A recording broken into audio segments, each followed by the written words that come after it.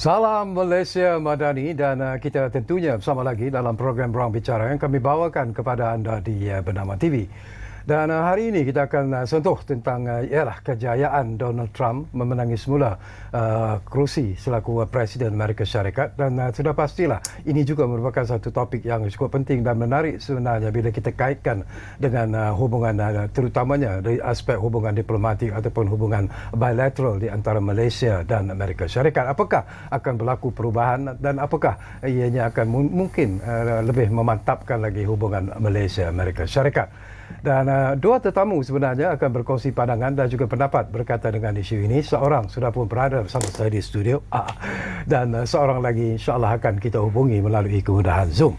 Baiklah, kita izinkan saya terlebih dahulu memperkenalkan tetamu yang sudah pun berada bersama saya di studio. Kita ingin mengucapkan selamat datang semula dan jutaan terima kasih kepada yang berbahagia Encik Collins Chong Yu Kiat yang merupakan penganalisis keselamatan dan hubungan antarabangsa di Universiti Malaya. Jadi Collins, apa khabar? Khabar baik. Terima kasih. Ini topik yang cukup familiar sebenarnya dengan Collins. Memang betul. Dan seperti yang saya katakan, kita ada seorang lagi tetamu yang akan kita hubungi melalui kemudahan Zoom.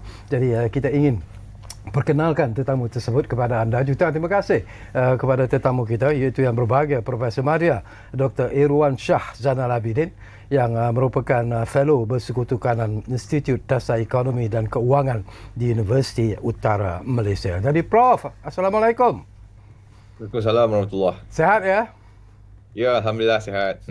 Sedikit keadaan cuaca di sana macam mana di Kedah khususnya? Setakat ini kita tengok pagi tengah hari tadi ada hujan sikit, hujan. Okey. So sekarang ni dah okeylah ya? Ya. Alhamdulillah. Okey, kita nak berkongsi satu isu yang saya kira cukup menarik dan penting sebenarnya, dan insya-Allah kita akan dapatkan pandangan daripada Prof nanti. Dan saya ingatkan juga kepada penonton yang mungkin berkesempatan bersama kami di program Ruang Bicara ini, jangan lupa anda juga sebenarnya kami berikan ruang dan juga peluang untuk berkongsi pandangan dan juga pendapat berkaitan dengan isu ini. Jadi seperti biasalah, gunakanlah talian yang kami sediakan kepada anda di 0326979768. Jadi itu dia, sudah pun jelas tertera di kaca TV anda sekarang ini. Sebelum kita bercakap lebih mendalam lagi Collins berkaitan dengan kejayaan Donald Trump melangkah semula ke kakinya ke Rumah Putih. Ini merupakan sesuatu yang cukup penting dan menarik sebenarnya. Tetapi mungkin untuk pengetahuan penonton-penonton kita, apa antara faktor-faktor yang memberikan kemenangan yang saya anggap cukup selesa kepada Donald Trump sebenarnya? Ya, kita tahu bahawa sebenarnya kemenangan ini cukup bersejarah. Ya. Kita dapat lihat bahawa it's gelombang merah. It's a new red wave. Yeah. Sebelum ni ramai yang berpendapat bahawa it's a tight race, dead heat macam yang kita biasa nampak sebelum ni. Yeah. Tapi terbukti silap lagi. 2016 kesilapan apabila kebanyakan kata Clinton akan menang. Tapi Trump berjaya membuktikan sebaliknya. So kali ni silapan besar lagi apabila memang tak dijangka, terutama oleh pihak Demokrat. Dan kalau kita tengok mapping electoral Amerika ni, bukan saja di battleground state, di county level dekat setiap state tu, in all 50 states ni, nampak semua kebanyakan merah. It's a red wave. So yang sikit je the blue dot semua tu. Okay. Jadi ini merupakan satu mesej yang jelas daripada rakyat Amerika bahawa mereka menolak kepimpinan Biden-Harris. Dan seperti mana yang saya katakan sebelum ni, antara isu faktor utama adalah the fundamental issues affecting the everyday American people. Pertama sekali, of course, the state of the economy. Semasa pentadbiran Biden-Harris, inflasi melonjak naik, harga barang naik, ramai yang tak dapat afford housing dan sebagainya. Dan juga yang kedua, faktor paling besar adalah keselamatan peribadi, border security, influx of illegal immigrants, migrant crime, indeks crime yang meningkat naik. Jadi Trump telah fokus kepada dua isu fundamental ni, memang menyentuh secara langsung kepada keresahan, kegusaran rakyat Amerika sendiri.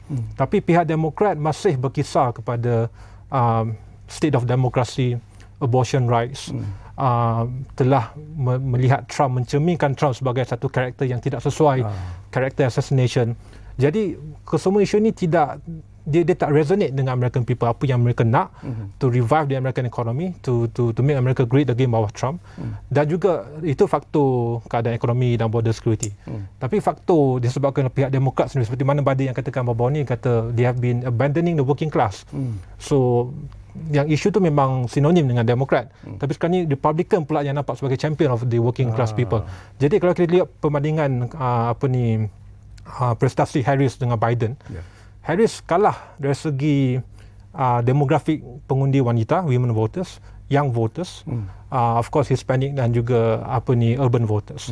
So Harris kalah kepada Biden. Prestasi Biden 2020 lagi hebat daripada Harris dari segi pencapaian pengundian wanita dan juga young voters. So it's a surprising result because they have been running on this notion that capturing that, memikat, menawan hati pengundi muda dengan student loan dan sebagainya. Tapi masih tidak berhasil. Dan kita nampak jelas bahawa mereka melihat Trump sebagai satu calon yang ada proven track record. Dan juga bagaimana mereka tidak suka, mereka marah dengan kaedah yang cuba pihak Demokrat Biden Harris ni untuk gunakan character assassination of Trump. Name calling, panggil dia penyokong MAGA, penyokong Trump sebagai racist, fascist. Biden kata garbage dan sebagainya. Jadi itu adalah the final nail in the coffin lah. So mereka melihat kenapa mereka tak faham kenapa mereka sokong Trump atas dasar-dasar penting ni. Tapi silap percaturan dari pihak Demokrat, overconfident, dan itulah hasil kesannya. Jadi pelbagai faktor berangkai, dan tapi saya nampak yang paling utama adalah the fundamental issues, border security, state of the economy, dan juga mereka rasa terhimpit dengan beban ekonomi, dan juga Trump dilihat sebagai the savior of correcting all the past mistakes. Amerika menjadi sasaran oleh negara lain, taken advantage of in terms of trade, kena bayar lebih, tapi so it's uneven in terms of level playing field dan sebagainya. Jadi itulah faktor yang utama. Sedikit komen Colin sebelum saya dapatkan pandangan daripada Prof. Dr. Irwan. Ada juga yang melihat bahawa antara faktor-faktor lain yang mungkin menyumbang kepada kemenangan Trump ini ialah tentang karakter Biden itu sendiri. Dikatakan lately, maybe because of age factor dan sebagainya, dia mungkin agak menjadi begitu lemah, tersasul di sana sini dan sebagainya. Apakah itu juga antara faktor yang mungkin secara sedikit ataupun banyak menyumbang juga kepada kekalahan Joe Biden sebenarnya? Itu saya tak nampak dari segi faktor yang cukup kuat sangat, sebab the majority of the American people they prefer strong leadership. Mereka nakkan satu pemimpin yang they can resonate with. So dengan apa isu yang mereka hadapi sekarang ni. So sadly the Democrats, Biden Harris, very bad economic record, dan dapat lihat bahawa mereka dah cuba nak suarakan ni, tapi of course the establishment dengan the bias in terms of the portrayal of Trump for the past 9 years, sejak dia mulakan kata dia nak tujuan di presidensi 2015 sampai sekarang. So 91 contested charges against him, 2 indictments, 2 impeachments. So character assassination that lasted for years. Jadi ini dia telah build the resentment of the people against the establishment. So mereka nampak kenapa pihak Demokrat, the far left, dengan pelbagai polisi yang mereka rasa memang salah trajectory untuk the future of America ni, woke agenda, far left policies. Jadi mereka lihat Trump sebagai satu calon yang memang is a natural candidate, is a natural choice bagi mereka. Okey, cuba kita dapatkan juga pandangan daripada Profesor Dr. Irwan sendiri. Barangkali Prof, mungkin anda juga ada pandangan yang tersendiri sebenarnya di atas kemenangan Trump ini. Apakah ini sesuatu yang secara peribadi juga anda jangkakan sebenarnya dan bukanlah merupakan keputusan yang memeranjatkan? Tak tahulah, mungkin anda ada komen tersendiri berkaitan dengan kejayaan Trump untuk kembali semula ke Rumah Putih di Amerika Syarikat ini. Komen anda. Pertama sekali, saya mengucapkan terima kasih kerana menjemput saya. Okey, kalau saya lihat berbanding dengan tahun 2016, pada ketika ini saya secara peribadi pun menjangkakanlah kemenangan Trump ini. Dan kalau kita lihat dari segi pasaran, saya juga melihat bahawa pasaran global pasaran di Amerika Syarikat dan juga pemain-pemain industri sudah pun price in kemenangan Trump ini. Dan walaupun semasa Harris menjadi calon Presiden Demokrat, memang pada ketika itu sedikit sebanyak ada perubahan, tetapi secara keseluruhan memang kita lihat pasaran telah pun factor in, telah pun menjangkakan bahawa Trump akan memenangi pada ketika ini. Namun begitu, saya tidak menjangkakan ianya landslide lah. Saya menjangkakan dia mungkin agak close lah dari segi persaingan tersebut.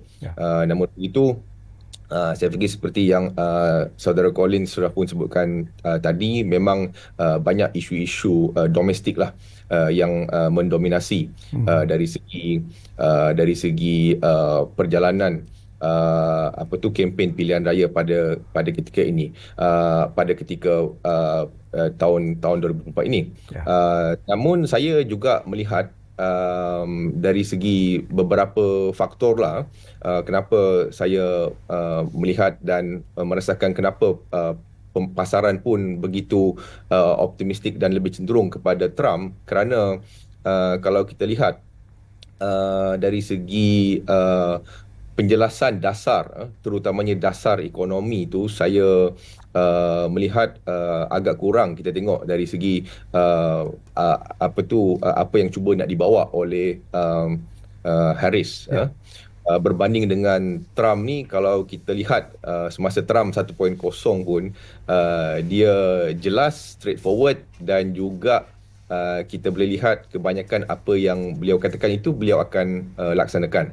Jadi ini menunjukkan bahawa adanya degree of clarity dari sudut posisi Trump terhadap dasar yang cuba untuk nak dibawa apabila beliau menang menjadi calon presiden. Jadi saya fikir ini juga memberikan satu kekuatan lah kepada Trump. Dan sama ada pada ketika ini apa yang cuba dilakukan oleh beliau sememangnya menjadi perdebatan bagaimana dia memberikan kesan kepada ekonomi global dan sebagainya, tetapi hakikatnya beliau mempunyai satu posisi yang jelas apa yang cuba beliau nak bawa dari segi ekonomi terhadap ekonomi Amerika Syarikat dan juga ekonomi global lah secara keseluruhan. Okey, menarik. Saya ingatkan kepada penonton-penonton yang mungkin bersama kami ketika ini, topik yang menjadi pilihan kita iaitu Trump 2.0, impak dasar luar Amerika Syarikat terhadap Malaysia. Bila kita bercakap tentang impak dasar luar Amerika Syarikat terhadap Malaysia, barangkali Collins, ini juga merupakan satu isu yang perlu kita perjelaskan kepada penonton-penonton kita. Tetapi apakah anda melihat bahawa dengan kemenangan Trump ini, bila kita bercakap tentang hubungan bilateral, bila kita bercakap tentang dasar luar Amerika sendiri terhadap Malaysia, apakah akan berlaku perubahan ataupun sebenarnya kalaupun ada perubahan mungkin ianya very minimal? Tak tahulah pandangan daripada Collins sendiri. Kita lihat bahawa sekarang ni ramai yang berpendapat, a lot of analysts have been saying that, arguing that ada banyak dampak ataupun impak negatif dengan kenaikan tarif, apa yang dia nak buat, America First agenda, prioritize American enterprises, bring back American jobs, scale back American diplomacy, dominance, sebagainya. Tapi mungkin ramai yang tak memberi perhatian kepada fakta bahawa to have a secure global economy, firstly we need a very strong American economy. So walaupun saya kecam banyak polisi ekonomi Biden-Harris, tapi even masa sekarang pun during the first 4 years ni under Biden ni, Amerika masih ekonomi terbesar dunia. Of course is the most powerful military force on earth by far. Jadi kalau Trump datang, of course we've proven economic record bahawa Trump, sebenarnya saya katakan sebelum ni minggu lepas, lowest unemployment rate in record in more than 50 years, lowest unemployment rate for Hispanic and African Americans, highest median income level, dan juga stock market ada highest, 401k ada highest. Kalau banding dengan prestasi Biden Harris ni, more than 60% living paycheck to paycheck, 65% cannot afford housing in America, more than 800,000 Americans hilang pekerjaan tahun lepas. So even during this so-called quite bad economic performance pun, masih ekonomi terbesar dunia. Jadi to have a safe and strong American economy is good for the global economy. Itu satu. Keduanya, the influence, the role of America untuk mengekalkan status quo, the rules-based order, keselamatan perdagangan laluan maritim dunia, berdasarkan undang-undang antarabangsa, berdasarkan undang-undang maritim antarabangsa, ini penting untuk menjamin kestabilan ekonomi dunia. Dan juga saya juga telah argue last week bahawa kalau Trump menang, dia akan kembalikan keamanan sejagat, hentikan konflik dunia dan juga cuba selesaikan sebanyak mungkin kemelut yang melanda dunia sekarang ini di Ukraine, di Timur Tengah, di Asia Barat, kemungkinan di Korea Utara dan juga di Taiwan Strait di Taiwan. Jadi dengan adanya keberadaan the Trump factor ni, unpredictability, transactional approach, ada yang kata dia very transactional. Tapi dengan this unconventional way untuk kekalkan keamanan, untuk have this direct deterrence approach, cegah rintangan berkesan untuk hentikan segala percubaan untuk mengganggu gugat ketenteraman dunia berdasarkan pada undang-undang antarabangsa, ini in a way naturally akan mengekalkan ekonomi, kestabilan ekonomi rantau Malaysia dan juga dunia. Jadi mungkin ramai yang kata okey, tarif high, ekspor Malaysia ke US terjejas, apa mungkin kemungkinan polisi Trump untuk ASEAN, untuk Malaysia. Tapi lebih banyak saya nampak kemungkinan, sebab I believe that, I will argue that Trump akan ada lebih banyak flexibility as compared to the first term.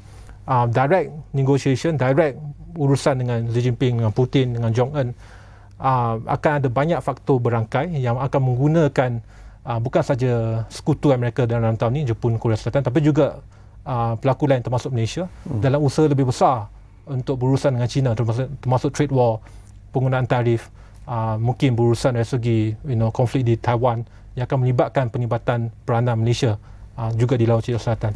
Jadi dari segi faktor berangkai pada sektor pertahanan dan juga keselamatan, kita akan meraih pulangan positif. Dari segi peningkatan jaminan cegah rintang, peningkatan sokongan pertahanan yang diberikan kepada kita selama ini, yang saya telah katakan hampir RM1 bilion selama 4 to 5 years ni. Jadi secara impak keseluruhan, the bigger picture, kita tak semestinya akan berada at the receiving end of negative fallout atau implications. Malah saya argue that ada banyak new positive openings untuk Malaysia, untuk ASEAN. Sekiranya Trump menang ni, memang Trump dah menang pun, sekiranya dia lepas habis January next year ni, we wait and see kita apa polisi baru. Tapi saya dapat lihat bahawa banyak kesan positif based on the influence and role of America alone in preserving the rules-based order ni, dan juga bagaimana dia berurusan dengan China akan memberikan pulangan suntikan positif kepada Malaysia dalam banyak faktor, terutamanya faktor keselamatan dan pertahanan. Okey, menarik daripada apa yang disebut oleh Colin, dan saya juga nanti akan kembali semula kepada Profesor Madya, Dr. Irwan, kerana ada kenyataan yang dikeluarkan oleh Colin sini menarik sebenarnya untuk mendapat ulasan daripada Prof. Tapi seperti biasalah, Prof sabar dulu, kita akan berehat dulu buat seketika, dan kepada anda juga jangan ke mana-mana. Kembali semula sebentar saja lagi bersama kami di Ruang Bicara yang kami bawakan kepada anda tentunya di Bernama TV. Kita jumpa lagi selepas ini.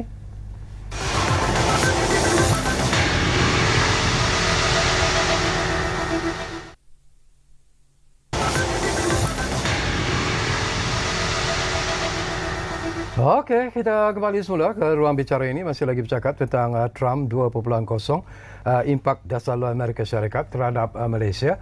Dan saya tertarik hati sebenarnya. Kita masih lagi bersama dengan dua tetamu, Collins Chong Yu Kiat yang berada bersama saya di studio, dan kita bersama juga melalui kemudahan Zoom seorang lagi tetamu, iaitu Profesor Madya, Dr. Irwan Shah Zainal Abidin. Mungkin Prof. Irwan, ini sesuatu yang penting. Saya nak petik daripada apa yang disebut oleh rakan kita tadi, Collins, iaitu tentang antara perkara yang perlu diberi perhatian serius adalah kembalikan keamanan sejagat. Dan ini juga menjadi satu isu yang sebenarnya merupakan harapan besar daripada rakyat di seluruh dunia, terutamanya bila kita bercakap tentang apa yang dilakukan oleh Israel terhadap rakyat Palestin sebagai satu contoh. Trump juga mengatakan dia ingin menyelesaikan juga isu ini. Dia juga ingin menyelesaikan masalah peperangan Ukraine, iaitu di antara Ukraine dan Rusia. Ini antara dua perkara utama yang juga disuarakan oleh Trump dalam kempen-kempen pilihan raya sebelum ini. Jadi apakah anda melihat bahawa ianya boleh dijadikan sebagai reality ataupun hanyalah sebagai modal untuk kempen pilihan raya semata-mata sebenarnya? Tak tahulah, Prof, apa pandangan anda? Masih terlalu awal lah untuk kita nak katakan sama ada ianya boleh dilakukan.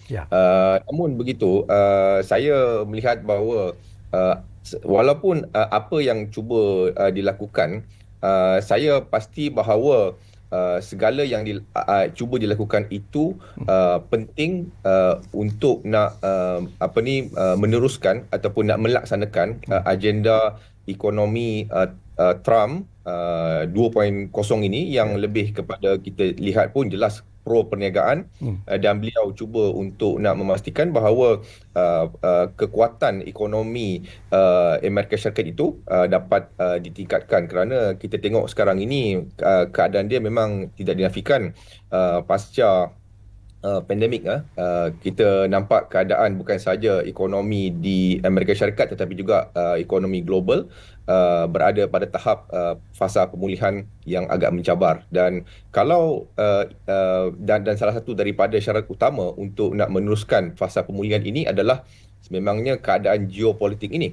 Keadaan geopolitik ini perlulah ditangani dengan cara yang lebih berhemah. Jadi sama ada beliau dapat betul-betul menyelesaikan atau apa yang beliau kata semasa kempen itu remains to be seen lah, tapi objektif jelas bahawa ini adalah perkara penting bagi Trump untuk meneruskan apa yang beliau lakukan semasa Trump 1.0, dan juga memastikan bahawa visi beliau itu apa yang beliau lihat sebagai sesuatu yang penting untuk negara Amerika Syarikat, terutamanya sebab itu dia bercakap berkaitan dengan tarif, kerana bagi beliau bahawa perkara ini penting untuk memastikan bahawa ekonomi Amerika Syarikat dapat menjadi lebih baik daripada sebelumnya. Tetapi kita juga perlu adil jugalah, kerana kita tahu bahawa semasa era Biden dengan Harris itu, kita tahu bahawa dunia baru saja keluar daripada pandemik.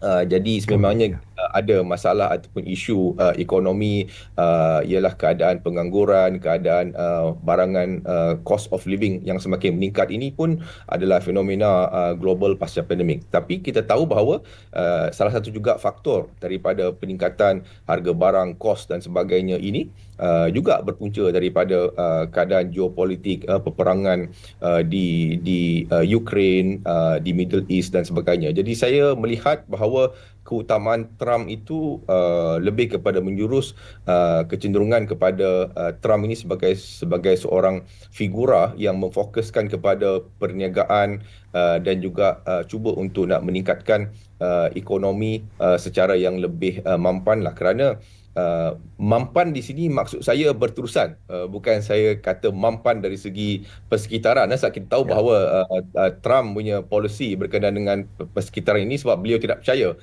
global warming dan sebagainya. Tapi mampan di sini maksud saya ia dapat sustain dan to sustain the momentum of optimism dalam perniagaan.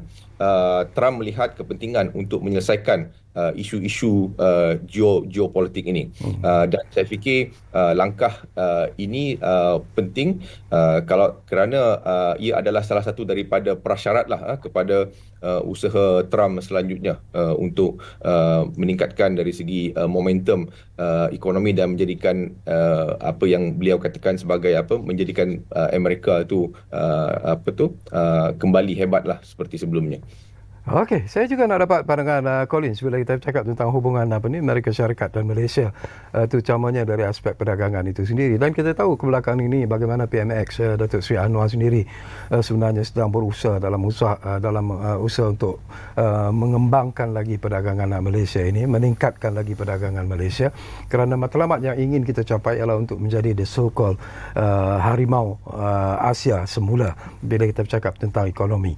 Apakah anda melihat bahawa dengan kemenangan Trump kali ini, mungkin apakah hubungan dari segi perdagangan kita dengan Amerika Syarikat itu juga akan menuju ataupun menunjukkan kepada satu sinar yang mungkin boleh memberikan manfaat kepada negara kita, kepada Malaysia khususnya. Ya, tapi sebelum ini saya nak tambah pada apa yang Prof Iwan cakap tu, memang macam saya katakan sebelum ni, walaupun dengan kepincangan ekonomi domestik Amerika ni, post-COVID, post-pandemic recovery, still is the envy of the world in terms of economic performance kalau banding dengan China, the next 3 or 4 economies.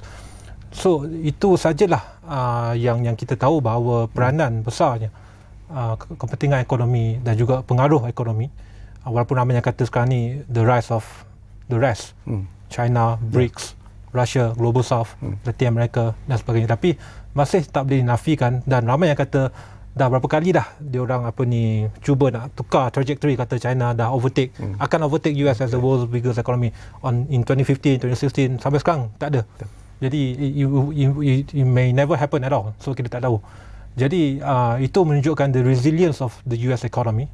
Tak kisahlah Demokrat ke Republican, tapi bawah Trump ni dijangkakan apa yang track record Trump dah buat for the first term tu, dengan apa yang dia akan buat ni, reduce energy prices in America, increase fracking, increase energy production to become energy independent, once again energy dominant. Dan kesemua ni akan memberikan satu impak juga kepada dunia. Ramai yang fokus kepada impak negatif dari segi tariff hike, 60% Chinese goods, 10-20% other nations.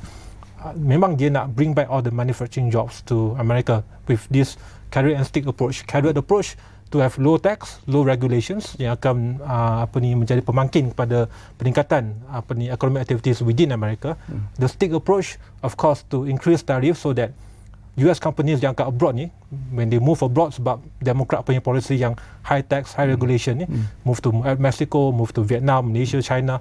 So for them to, kalau pergi sana, cost lower. Lepas tu kalau dah produce the goods, bring back to America without tariff. So no longer will be that case bawah Trump. Jadi kalau Trump memang very pro-business, transactional approach, dilihat trade deficit dan sebagainya. Dan tak semestinya kita lihat dari segi sudut yang negatif, sebab dia akan memberikan impak berangkai yang lain untuk positif, dari segi how in terms of the dollar price, oil price dan sebagainya, sebab dia memang pro conventional approach, conventional energy, oil and gas dan sebagainya. Jadi berbalik kepada soalan tadi, saya melihat hubungan Malaysia-US di bawah Trump ni akan lebih berkembang maju, sebab kalau dasar konvensional sebelum ni bawah Demokrat ni banyak kepada the norms of diplomatic approach, multilateralism, ada norma-norma yang mereka perlu ikut kalau berunding dengan pemimpin lain. Tak boleh jumpa Jong-un, tak boleh jumpa Putin sebabkan dasar yang telah mereka praktis selama ni. Trump change all that, so we can see the result. No conflict masa Trump, tapi bawah Biden-Harris ni Ukraine berlaku, di Kemelut, di Gaza, Lebanon semua berlaku. Jadi Trump betul dari segi itu, no major conflict sebab dasar dia yang memang very unconventional. Dan I project that he will continue the same, tapi dia ada lebih baggage, lebih flexibility, lebih banyak opening pada second term ni untuk dipastikan not only American interests are preserved, tapi juga the expanded American interests at the wider level. So ramai kata dia akan pull back American role influence, NATO dah gusar, ASEAN pun dah gusar, of course sekutu Jepun, Korea Selatan pun dah risau apa Trump akan buat, macam dulu kenakan lebih banyak tarif, force them to pay more.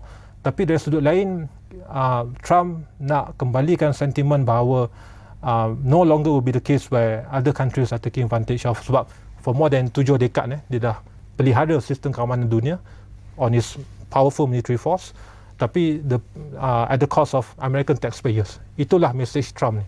Jadi the rest should pay their fair share, tapi America still akan continue to lead this preservation of global stability, tapi kena bersama, bukan atas tanggungjawab US semata-mata. Jadi untuk hubungan Malaysia Amerika pada zaman Trump 2.0 ni, banyak opening positif dari segi key sectors, macam semiconductor, critical minerals, we are talking about digital economy. Banyak yang kalau kita selari dengan hasrat Trump untuk kembalikan economic greatness of America ni, walaupun dia nak tarik balik all the American manufacturing, the key investment sector dalam sektor-sektor critical strategic ini juga akan kita boleh meraih manfaat kalau kita selari dengan penyiaran itu. Dan untuk dalam konteks yang lebih besar, macam mana Trump akan berurusan dengan China, dengan Rusia. Dan we have to be very careful here, sebab kita kena buat the proper long-term strategic cost-benefit analysis. Memang kita tahu kita nak diversify our economic, our trade basket, no longer to rely solely on US or China. Kita sekarang pergi on BRICS, Latin America, Middle East, Gulf countries. But it's still the fundamental aspect tu dari segi, bukan saja ekonomi lah, dari segi pertahanan, defense, the US still very much in the big picture, still very much number one in terms of quality investment, technology transfer, knowledge transfer. Kita ada IPEF sebenarnya bawah Biden, Indo-Pacific Economic Framework, yang banyak yang terdas dia anti-corruption, transparency dan sebagainya. Dan sebenarnya memang jauh, memang beza dengan pendekatan China dengan BRI dan sebagainya. Jadi in terms of moving forward ni, in terms of the values, moving up the critical chain, supply chain dan sebagainya, kita lihat bahawa peranan US masih penting dan kita tidak semestinya at the receiving end of negative kononnya apa kita akan suffer in terms of tarif. We will see what will happen. It remains to be seen. Tapi pulangan offset by hubungan lebih jelas, lebih padu dari segi sektor lain, keselamatan pertahanan, joint values, shared value, dan juga peranan US dalam mempertahankan hak kepentingan national sovereignty, kedaulatan negara, dan juga territorial integrity, hak kita di Laut Cina Selatan, hak negara lain, dan juga pentingnya untuk mempertahankan the sanctity of the international rules-based order. Itu yang lebih besar dari segi overall picture. Okey, saya juga nak dapat pandangan Prof Madya, Dr. Irwan, selaku yang mewakili fellow bersekutu kanan di Institut Dasar Ekonomi dan Kewangan UUM. Bangkali daripada apa yang disebut oleh Colin ini, saya masih nak sentuh tentang hubungan perdagangan di antara Malaysia dan US, dan kita juga menjangkakan bahawa mungkin tadi pun disebut sebentar selalu bahawa hubungan kita dengan China juga semakin diperkukuhkan. Begitu juga dengan Rusia melalui kemasukan kita dalam BRICS sebagai satu contoh. Jadi apakah anda melihat, apakah Prof melihat bahawa ini juga mungkin sedikit sebanyak akan memberi impak ataupun kesan bila kita bercakap tentang hubungan perdagangan Malaysia Amerika Syarikat ini? Pandangan Prof dalam isu ini.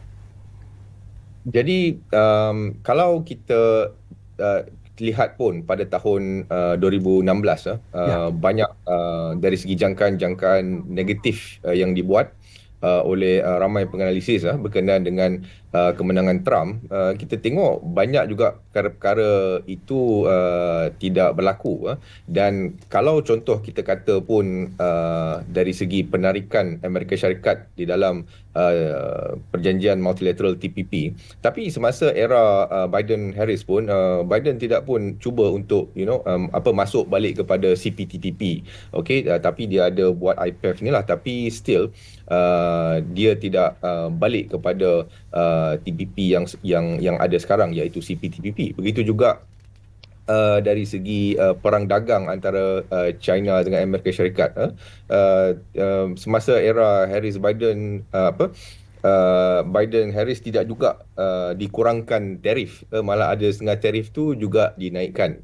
Jadi dengan perkara-perkara ini berlaku pun, kalau kita tolak dari segi perkara yang pandemik COVID-19, saya fikir pun tidak ada perkara yang kita kata signifikan yang boleh menjejaskan dari segi stability ekonomi global. Jadi dalam konteks itu saya melihat apa yang dilakukan oleh kerajaan Malaysia pada ketika ini, kalau saya nak cuba langsung menjawab soalan tadi itu, adalah kita nak mencari macam satu bentuk diversification. Kita nak mempelbagaikan ini supaya untuk memastikan bahawa adanya pengimbang, walaupun kita tidak nafikan Amerika Syarikat masih lagi kita kata mempunyai kekuatan dari segi ekonomi global, tetapi hakikatnya juga kekuatan itu tidaklah seperti beberapa dekad yang lepas. Tetapi yes, memang masih lagi kita kata dominasi itu ada, tetapi ia tidak seperti yang ada sebelum ini. Dan dalam konteks itulah saya melihat bahawa apa yang kerajaan Malaysia lakukan pada ketika ini adalah satu usaha untuk nak mempelbagaikan dan mencari satu multilateral dan juga hubungan yang lebih pelbagai. Dan ini bagi saya dalam konteks dunia yang berada pada multipolar ini tidaklah saya lihat sebagai sesuatu yang unusual, dan itu sebenarnya adalah strategi yang terbaik dalam konteks keadaan ekonomi global pada ketika ini. Jadi dengan apa yang telah dilakukan ini, tidak semestinya bahawa Malaysia perlu mengambil posisinya yang jelas sama ada pro Amerika Syarikat ataupun pro China. Jadi tindakan pragmatik ini dari sudut ekonominya sebenarnya banyak memberikan pulangan yang positif kepada Malaysia. Jadi contohnya dari segi bagaimana Malaysia yang bukan dijangka, Malaysia yang akan menjadi pengurusi ASEAN. Itu bagi saya adalah satu poin yang kritikal untuk memastikan bahawa hubungan ekonomi, perdagangan, pelaburan antara bukan sahaja Malaysia dengan Amerika Syarikat tetapi juga dari segi regional. Sebab saya melihat kekuatan dasar kerajaan pada ketika ini adalah melihat bukan daripada sudut bilateral. Bila kita lihat daripada sudut regional, ini akan memberikan kita kekuatan yang lebih dan juga cooperation, kerjasama yang lebih baik. Contohnya bersama dengan ASEAN, bersama dengan BRICS, bersama dengan GCC, bersama dengan juga dari segi di mana kita juga menjadi participation kepada multilateral agreement yang lain seperti RCEP, CPTPP. Ini semua bagi saya adalah satu usaha untuk memastikan bahawa kita mempunyai dari segi buffer, dan juga dari segi strategi supaya kita ada backup plan untuk apa-apa yang mungkin akan berlaku dan supaya kita tidak bergantung kepada hanya satu kuasa besar semata-mata. Dan ini bagi saya memberikan sebenarnya keuntungan kepada Malaysia. Contohnya kalau kita lihat dari segi berlakunya relocation, dari segi pelabur-pelabur terutamanya dari segi industri-industri yang memang dijangka akan mendapat manfaat akibat daripada kemenangan Trump dan juga Trump 2.0 ini, contohnya dari segi semiconductor dan juga AI teknologi, yang mana bagi saya akan memastikan Malaysia mendapat manfaat bukan sahaja secara yang bilateral dengan Amerika Syarikat tetapi juga kita mempunyai hubungan-hubungan multilateral dan juga adanya perjanjian-perjanjian multilateral trade agreement yang kita sudah pun menandatangani. Jadi ini bagi saya usaha pentinglah untuk memastikan bahawa kita juga mempunyai agenda dan juga interest kita dapat kita kawal dan kita dapat bawa di peringkat yang lebih besar. Jadi tidak semestinya kita hanya bergantung kepada Amerika Syarikat semata-mata lah. Ya. Okey, Dr. Irwan, kita akan sambung lagi Collins ya, tapi atau you nak tambah sikit? Saya nak komen sikit sebelum kita berehat. Sebelum kita berehat. Tapi sejauh manakah keberkesanan yang kita pragmatic approach kita ada hedging, balancing, non-align dan sebagainya. Tapi kita kena juga be very careful here because kita dapat tahu bahawa Trump approach quite transactional. Dia tengok apa equal trade, fair trade. Kita ada trade surplus dengan US for many years now. So maksudnya kita untung sebab ekspor kita lagi besar daripada import Amerika. Dan Trump pun pernah raise the issue of Germany, for example. Germany ally, rakan baik. Tapi of course minta US untuk lebihkan military spending for NATO untuk menjamin keselamatan Europe, Germany dan sebagainya. Tapi at the same time Germany ambil pula oil and gas from Russia, pipeline. So Trump tengok, of course from a business point of view, why do I have to support you in terms of defense, but at the same time you are supporting common enemy. Jadi kalau kita teruskan terlalu memihak contoh kepada China atau Rusia, mungkin ada potensi risiko. What will be the repercussions, implications from US? Dia akan guna economic tool, maybe tarif high, untuk make sure that we are in line with the normative approach. But I will argue that this is the best time for us to move closer towards the values-based approach. Maksudnya instead of this consumption-based, a lot of this resource-based, to this values-based yang US try to do now in terms of IPEF, mungkin ada pendekatan baru bawah Trump ni, in terms of transparency, anti-corruption, human rights, labour standards dan sebagainya, yang akan menjadi satu transisi in line with our economic transformation ni, digital economy, new energy economy dan sebagainya, green agenda.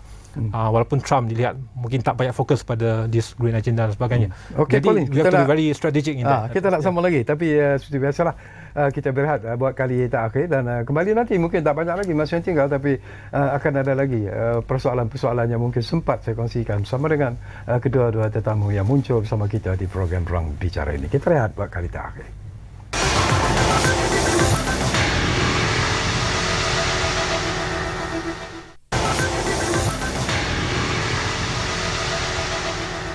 Terima kasih banyak-banyak kalau anda masih lagi menumpukan perhatian bersama kami di program Ruang Bicara ini. Barangkali Dr. Irwan, ini sesuatu yang penting dan menarik jugalah. Dan beberapa seperti apa yang rakan kita sebut Colin di awal tadi, banyak polisi-polisi baru mungkin akan diperkenalkan. Dan apa yang membimbangkan kita ialah mungkin kesannya nanti, impaknya nanti. Contohnya macam mengawal selia perdagangan dan tarif mungkin akan mempengaruhi apa yang kita sebut baik sektor ekspor utama Malaysia, terutamanya produk-produk yang berkaitan dengan elektronik dan minyak sawit misalnya. Dan jadi apakah perkara-perkara ini sebenarnya seolah-olah memberi amaran supaya kita juga seharusnya membuat persediaan untuk menghadapi apa saja perubahan dari aspek perdagangan yang mungkin akan diperkenalkan oleh Trump dan rakan-rakan apabila mereka menguasai ataupun berada di White House nanti. Doktor. Cautiously optimistic lah. Jadi dari kalau persoalan tadi, kalau kita tengok spesifik kepada kalau kita kata America first, berbentuk protectionist ini, kalau kita ambil spesifik kelapa sawit itu, semasa Trump 1.0 tu kita tahu dia ada membuat beberapa juga sekatan dan juga memberikan beberapa alasan-alasan kenapa dia menyekatlah kelapa sawit daripada Malaysia, dan perkara-perkara ataupun mungkin tuduhan-tuduhan yang dilemparkan itu, contohnya adanya elemen forced labor dan sebagainya, saya fikir boleh kita perbaharui dari semasa ke semasa. Dan saya juga berpendapat bahawa kalau kita dapat pastikan bahawa kita mengikut standard-standard antarabangsa, saya lihat bahawa walaupun ada tarif dikenakan, saya fikir kita boleh perbaharui sebab itu dari segi komoditi. Cuma kerisauan saya itu kalau ikut soalan tadi itu dari segi elektronik, E&E sektor. Sebab yang ini dia ada kesan tidak langsung. Kalau tarif 60% dikenakan kepada China tu, dia ada kesan yang tidak langsung kepada Malaysia. Dari segi cost input, barangan input dan sebagainya lah. Jadi sebab itu saya tekankan tadi perlunya ada diversification, dan kita perlu melihat kepada pasaran-pasaran lain juga untuk memastikan kita bersedia, untuk memastikan supaya jika ini dilaksanakan dan sebab kita tidak tahu apakah detail yang akan diumumkan, kita mempunyai perancangan yang plan B lah untuk kita tidak tersekat hanya disebabkan oleh dasar yang menumpukan kepada inward looking yang dibuat ini. Jadi saya fikir apa yang dilakukan oleh kerajaan Malaysia pada ketika ini adalah sesuatu yang saya fikir menjangkakan perkara-perkara ini, yang mana risiko lah kita boleh katakan, risiko yang perlu ditangani, dan sebab itu saya melihat bahawa BRICS itu adalah satu platform yang agak penting dalam konteks keadaan Trump 2.0 ini. Begitu juga dari segi hubungan, di mana Yang Berhormat Perdana Menteri jelas menyatakan pertama kali bila kita menjadi pengerusi ASEAN itu adanya hubungan dengan GCC dan juga China. Ini sebenarnya juga memberikan satu indikasi-indikasi yang memastikan bahawa kita perlu bersedia dengan Trump 2.0. Begitu juga ucapan ataupun idea menyokong kepada keadaan de-dollarization dan juga Belt and Road Initiative. Okey, saya fikir ini juga adalah usaha, dan pada masa yang sama bukannya adanya satu usaha yang berbentuk confrontational kepada Amerika Syarikat. Tidak. Pada masa yang sama juga hubungan dengan Amerika Syarikat itu perlu diteruskan, tetapi perlu ada dari segi respons, bagaimana kita nak respons, seperti juga pada tahun 2016 tu bagaimana kerajaan Malaysia respons pada ketika itu, begitu juga pada ketika ini. Kita melihat kerajaan Malaysia sudah pun mempelbagaikan dari segi sektor. Kita tidak lagi menumpu kepada sektor-sektor yang berbentuk komoditi. Kita sudah pun pergi kepada sektor-sektor yang lebih mempunyai nilai tambah yang tinggi, memfokus kepada pelaburan yang dapat membentuk mencipta peluang pekerjaan yang berpendapatan tinggi. Jadi bagi saya ini semua adalah satu usaha untuk kita melihatlah risiko-risiko yang bakal yang mungkin akan timbul di masa hadapan, dan itu tidak menyatakan bahawa ataupun tidak menafikan adanya impak positif daripada daripada jangkaan kepada dasar-dasar yang dilakukan oleh Trump. Kalau saya nak ambil satu contoh, bahawa kita akan jangkakan bukan saja cukai pendapatan, cukai korporat akan dikurangkan, kita juga akan menjangkakan adanya fiscal expansion. Fiscal expansion ini bagi saya penting kerana ini dapat meningkatkan lagi pertumbuhan ekonomi Amerika Syarikat dan dunia, dan seterusnya akan memberikan limpahan kepada Malaysia. Saya berpendapat bahawa saya tidak melihat bahawa isu hutang, walaupun sekarang hutang Amerika Syarikat tu sudah kita kata 35 trilion US dollar, yang mana melebihi 120% KDNK mereka, tapi saya fikir dari segi pelaburan mereka terhadap pelaburan untuk memperkembangkan kapasiti produktif ekonomi mereka, membuat saya yakin terhadap ekonomi Amerika Syarikat. Cuma saya ada satu concern saya lah, hanyalah satu, kerana saya risau jika berlakunya inflationary seperti yang berlaku sebelum inilah. Kalau ada bentuk inflasi yang akan mengubah keputusan Federal Reserve dari segi perubahan dalam kadar bunga, ini perkara yang agak merisaukan saya lah di masa hadapan. Okey. Baik, kita di penghujung, tinggal lebih kurang 3 minit saja lagi masa Collins. Jadi at the end of the program ini kita menyentuh tentang risiko-risiko, betapa kita juga harus bersiap siaga sebenarnya untuk menghadapi apa saja yang mungkin akan memberi impak ataupun kesan apabila Trump nanti kembali semula sebagai Presiden Amerika Syarikat. Jadi mungkin dalam masa seringkas-ringkasnya, apalagi persediaan, apalagi yang harus kita siap siagakan dalam menghadapi apa saja risiko yang mungkin akan muncul daripada Trump 2.0 ini.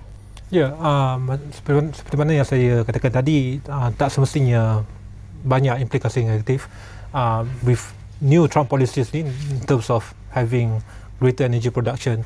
Memang dia sukakan reserve rate yang rendah to spur the economy, of course to expand the American economy. Limpahan kesan berangkai positif ni bukan saja kepada Amerika, tapi juga dari segi kestabilan dunia dan juga kestabilan ekonomi pasaran antarabangsa. Business confidence, stock market confidence dengan dasar yang jelas, proven track record, dan kesemua ni, if you look at the larger picture ni, of course now we can see that demography Chinese economy makin merudum. We can't say for sure for the next 4 or 5 years ni. Dan in terms of the demographic composition of America ni, young people, working age, dan juga of course being the foremost primary global power, terjamin dari segi keselamatan, terjamin dari segi fundamental economic assets yang mereka ada ni. Jadi it has been proven for more than 7-8 decades. So if we were to look back, kita jangkakan bahawa kemungkinan for the next 4-5 years ni multipolarity, China, BRICS, Russia, India, but dia dah proven for 7-8 decades.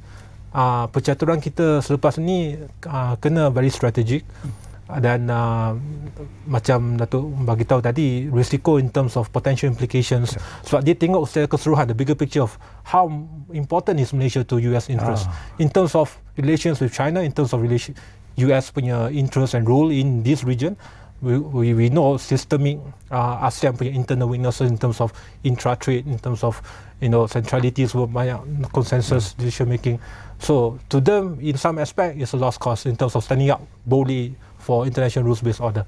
Jadi Malaysia dia akan lebih banyak mungkin berfokus pada bilateral free trade agreement dan sebagainya. So we will have a lot of maybe different leverage in terms of bilateral agreement, in terms of leveraging on our negotiation dengan pihak Amerika, macam mana kita punya trade supply dan sebagainya. Jadi tak semua is a very negative light. I argue that this is the best time and for us to reset our ties, to ensure that kita dapat pulangan yang semaksimum mungkin dari Amerika selari dengan agenda baharu ini, dan juga kepentingan pada kita dalam proses kita ke arah high income nation, digital economy yang banyak selari dengan kepentingan Amerika. Kalau dia nampak banyak keselarian kat situ, potensi untuk some economic tools or maybe tarif or sanctions will be lower kalau kita mainkan peranan kita dengan bagus, dan juga leverage, capitalize on the strength of America dalam memperkasa, melindungi kedaulatan negara, our territorial integrity, our asset, oil and gas, Laut Cina Selatan. Itulah jaminan yang kita telah nampak for the past 7-8 decades. Dan kita perlu teruskan hubungan baik itu. Okey, terima kasih banyak-banyak pada Collins Chan Yuket, dan tentunya setinggi-tinggi terima kasih juga kepada tetamu yang kita hubungi melalui kemudahan Zoom, iaitu Profesor Madya Dr. Irwan Shah Zainal Abidin, kerana sudi bersama kita di program Ruang Bicara ini. Banyak lagi persoalan sebenarnya yang ingin kita kongsikan, tapi ialah masa sentiasa mencemburui kita. Apapun di masa-masa yang akan datang, kita akan terus bercakap tentang isu ini, kerana ini merupakan isu yang bagi saya amat penting dan menarik sebenarnya untuk kita sembang-sembang dari masa ke semasa. Terima kasih kepada anda yang menumpukan perhatian bersama kami di program Ruang Bicara ini. Dan jangan lupa, Ruang Bicara pastinya akan terus berbicara bersama anda dari masa ke semasa. Kita jumpa lagi. Salam.